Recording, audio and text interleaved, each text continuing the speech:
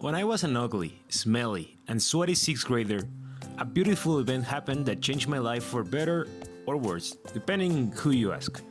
I was introduced to anime by my best friend, television, more specifically, Cartoon Network.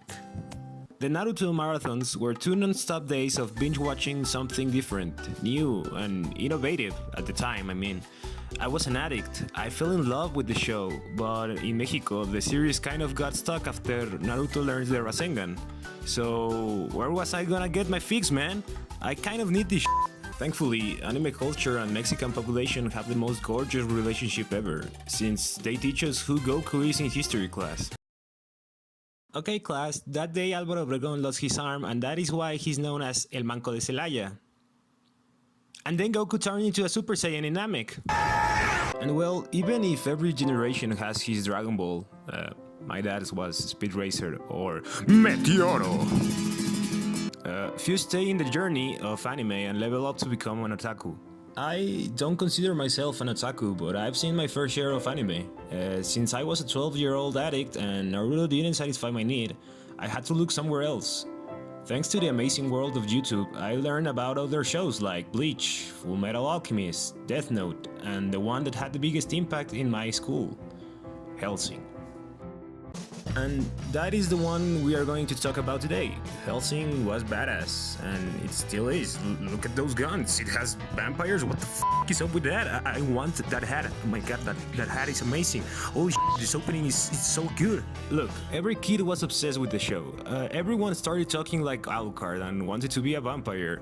And this was right in the middle of the Twilight hype. So it was a weird time when boys and girls joined to love the same thing.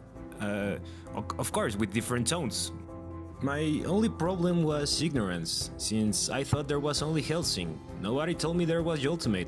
It was like reading El Asombroso Hombre Araña. But your friends are reading Ultimate Spider-Man, so still I was an outcast and couldn't sit with the cool Ultimate kids at lunch. Now that I'm a grown-ass baby and Netflix is a thing, I finished Ultimate and let me tell you, this is weird. It's still badass and I enjoy it, but the tone is all over the place. If I told you, hey, this show has genocide, Nazis, the KKK, rape, and necrophilia, you'd thought about something straight out of HBO. But even if this show has all those things, it has a cute cat boy with cat ears that makes silly faces, and is also a Nazi. So Hellsing is exactly that. A return to the end of my childhood and turning into a teenager, an old friend who's still into f***ed up shit, but now has a cat. And really, as an anime, it showed me that there is something for everyone. Even though Mexicans love anime, we hate people that are open about this love. The other day, a guy shouted to me, "F you, otaku, take a shower," and I was extremely clean. If you feel that they are going to judge you because of the things that you like or enjoy, don't worry, they're just jealous because they are still in the closet. And look, this happened to me in 6th grade. We form a community based on an anime, so next time try to be more open and just enjoy a vampire blowing the brains out of a Nazi cat boy.